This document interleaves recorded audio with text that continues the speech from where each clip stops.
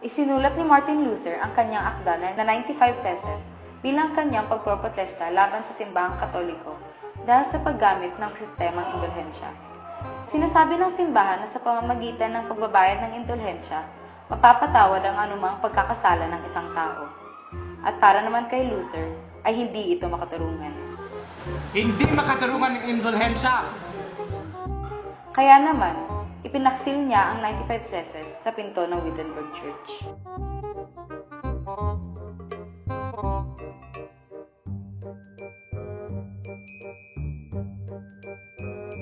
Ikinabahala ni Papa Leo X ang pagkalat at ang pagbasa ng mga tao ng 95 Theses. Kaya naman pinatawan niya ng ekskomunikasyon si Luther. Nang itinatag ang Lutheranism, sumiklab ang paniniwala ng iba at umusbong ang iba't ibang denominasyon. Si Elizabeth I ay ang anak ni Henry VIII kay Anne Boleyn. Itinatag ni Elizabeth I sa kanyang pamumuno ang isang protestanteng relihiyon na may katangian ng Katolisismo, ang Anglican Church.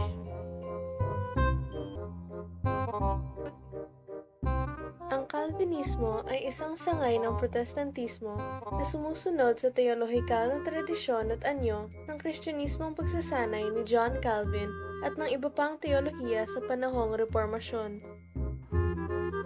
Si Papa Paul III ang nanguna sa paghihikayat na bumalik sa simbahang Katoliko ang mga Protestante.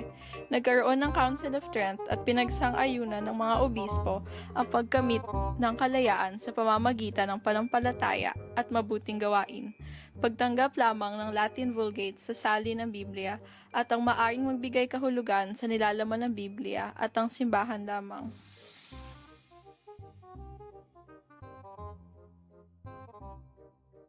Nagbigay daan ang mga pangyayaring ito sa isang kinabukasan na mayroong pagkakaisa at kapayapaan sa pagitan ng mga relihiyon.